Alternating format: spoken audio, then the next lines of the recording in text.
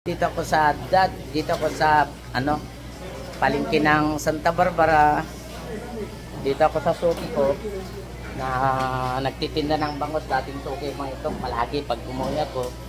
Dito ako bibili dito sa Santa Barbara, palengke ng Santa Barbara. Bumili ako ng bangos na dalawa lang para gagawin daw na tinola. Tapos itong bangos na to gagawin tinola. Tapos sa susunod, magpapabunlis ako dito para i-vlog natin kung paano nila bunlisin yung bangus, okay? Ito ang lalaki ng bangus nila, yung bangus dagupan yun. Yan. Bumili ako ng dalawa. Hi. Yan si ma'am, no? Kumusta, ma'am? Mag-shot ka, ma'am, para ano? Sir, si sir, nakakawin si sir. Sabi tayo doon, no? Titignan natin kung anong tinda ni sir doon. Dito ang Santa Barbara ito. Umagang-umalang kasi alas 7. Kaya kunti pang tao. Ito, yung bangus na pindang nila pag pumunta kayo dito, sukit ko sila dito. At saka yung ano to. Yung mga tinda nila yung ipon. Sir, magkano tinda niyo ito? Ayun. 121 po, sir. 180 po. Yung hinanap ko yung maliliit ba na yun na gumagalaw pa. Alam mo yung matataba? Yun ang wala mga yun. Meron po sa Tagupan, sir. Sa Tagupan, di ako bumili. Okay. Dito lang. Ito yung binili ko para gagawin kong dalawa lang binili ko sa kanila para gagawin kong tinula. Pero good morning. Dito na ako sa garden ko na namalingki. Kikita nyo yung banana. Tinakpan pa yung isa ay para makumutan. Ito yung pero ang important dito ito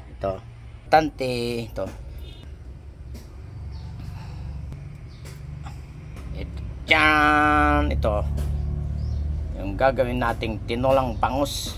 Ayan at saka yung canola oil na 190 pesos. Okay, yan bangus dagupan. Fresh bangus dagupan na kaumpisa kong bibili kanina. Ito yung mantika. Yan at saka na natin ulitin kung paano pagluto ng tinolang bangos. Okay po. Putok-putok. Ang talsik. Kaya nilagyan ko ng karton. Pinaligiran ko ng karton. Ang pritong bangus. Yan. Para hindi putok-putok. Okay. Ang bangus. Bale yung dalawa na yan 270 yata. Okay. Ang pagbili ko 270 pesos.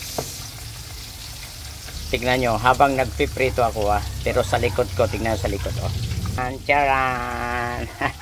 Nandito yung saging na walang puso na sinasabi ko, saging na walang puso pero nagbibigay ng tamis ng pagmamahal. Kahit na walang puso pa lang saging, matamis pa rin magmahal kasi nagbibigay ng tamis. Ito. Okay. Ito. Bibigay ng tamis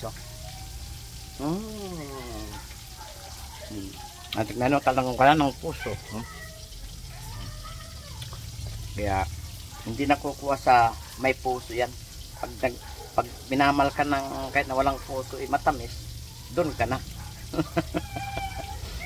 Okay po, amigos.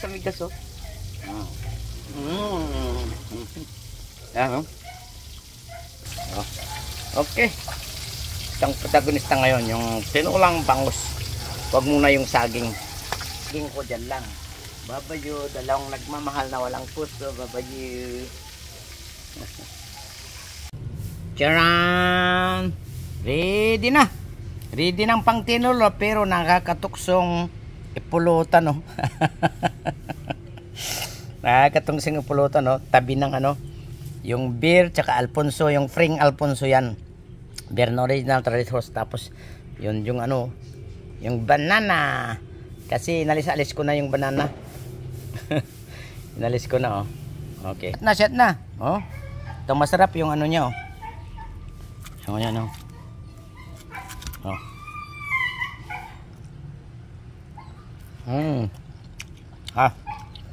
Sarap. Ito lang magpulutan talaga. Chiran, ito yung daw ng sili. Binili ko doon medyo hindi na fresh. 20 pesos, sabi nila. Nung binili ko ng umaga, sabi ng may nagtitinda. O sige, kunin mo na. 20 pesos na lang yan. Kasi sinabi ko, hindi na fresh. O yan, ititinola namin sa bangus. Tinulang bangus daw. Pwede. Subukan namin. Okay po. Mayroon pa palang pinahabol. Itong parang repulyo daw. Repulyo yung parang pitsay daw. Kung ano na dito sa Pinas.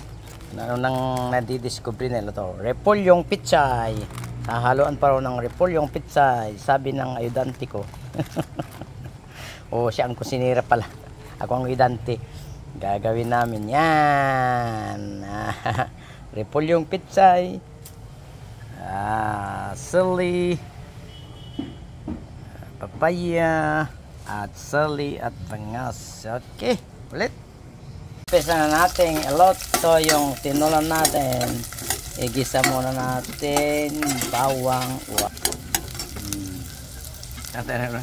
Ilagay na natin yung bangus natin.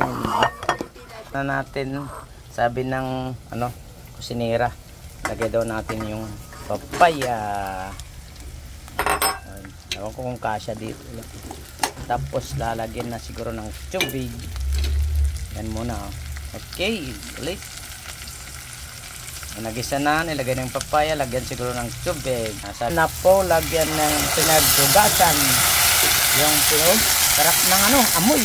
Amoy tsaka yung mga sagit-sit na tunog ng pinagugasan ng bigas. Pag pinagugasan ng bigas. Yan. Okay. Dagdagan pa ni Madam Alma. Tubig. Ayan.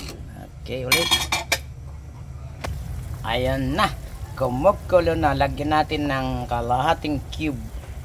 Tapos, para maging tinula talaga. Tapos, pemintang buo. Yan o. Yan. Yan po. Ganda ng kulo niya. Mamaya, lasang tinula na yan. Ihulog na ang bangus. Yan. Yan. Buhos na ang bangus. Ihulog na yung bangus. Yan. Ang tinatawag na tinulang bangus. Tinulang bangus. Para alam nyo na sa Pilipinas, daming imbento dito. Tinulang bangus. Sawa na sila sa inihaw na bangus, rellenong bangus, pretong bangus. Na-discover nila. Masarap daw ang tinulang bangus. Takpan natin yung tinulang bangus. Yan. Ilagay na natin yung verduras. Vegetable niya. Okay. Yan. Hawakan na natin. Yan. Yan. Pabababain muna natin bago natin ilagay. Okay. Yan na yung gulay niya. Gulay niya. Lagay pa natin ang gulay. Okay, nilagay na lahat ang gulay niya. Yung umbok pala, yung parang pitsay umbok pala na. Ibang klase yung umbok dito, parang pitsay. Parang batchoy sa chino. Tapos siling mahaba. Tapos yung siling dahon. Takpan na natin. Okay na. I-off na natin. Okay na. Off na. Okay. Kain na tayo ng tinola. Ready natin sa plato. At kakain na. Okay? Okay po. Mamaya ulit Charam! Ito na po ang resulta ng tinolang bangus. Siyempre, hindi makukumpli ang tinulang bangus kung wala ring nilagang itlog. Yan. Yan ang nilagang itlog. Yan. Yan po ang tinulang bangus. May dahon ng sili. Tapos ito may papaya. Siling mahabang tawag dito yung sinabi ko. Okay. Siyempre, mayroon tayong kanin roast. Kanin yan. Okay. Tikman na natin ngayon. Okay po. Ano na? Anong oras na? Alas 12:13 dito sa Pinas. Tanghaling-tanghali na parang pagkain nating mga Pinoy dito sa Pinas. Kain tayo ng tinulang bangos. Okay, tikman na natin. Tikman muna natin ang sabaw niya. Sabaw niya. Wow! Kung hindi pa kayo nakakatikim, sabi ko na lang sarap talaga ang lasa. Tinulang bangos yun, no? Tsaka itong papaya.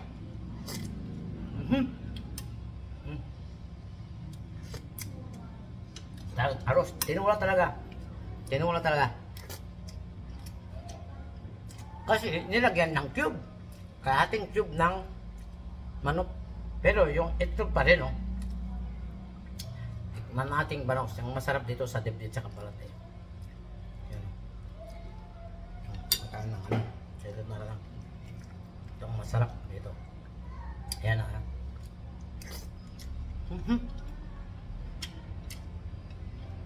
Quality. Quality talaga. Dito sa Pinas kasi hindi nawalan talagang aros.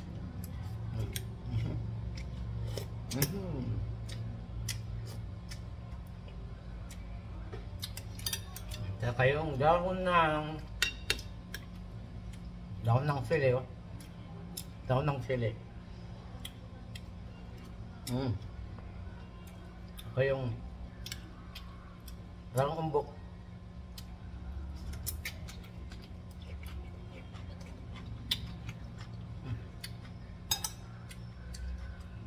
Tapos arroz.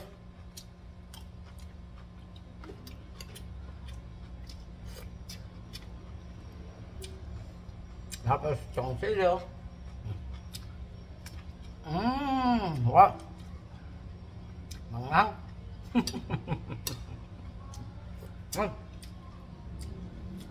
Tapos bangus, oh. Bangus. Bangus, oh.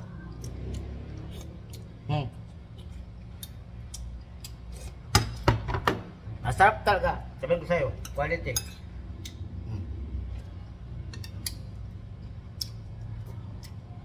Wow.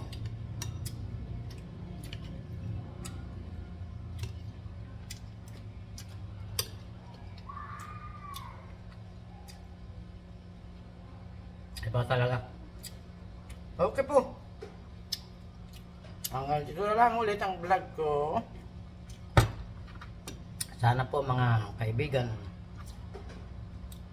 huwag kayong magsawang manood ng mga vlog ko, yung mga pinapalabas ko, at pati subscribe sa mga kaibigan niyo po para dami ang mag-subscribe sa akin. Okay, salamat po ulit sa inyo, sa inyong panonood. Okay po, maraming salamat po.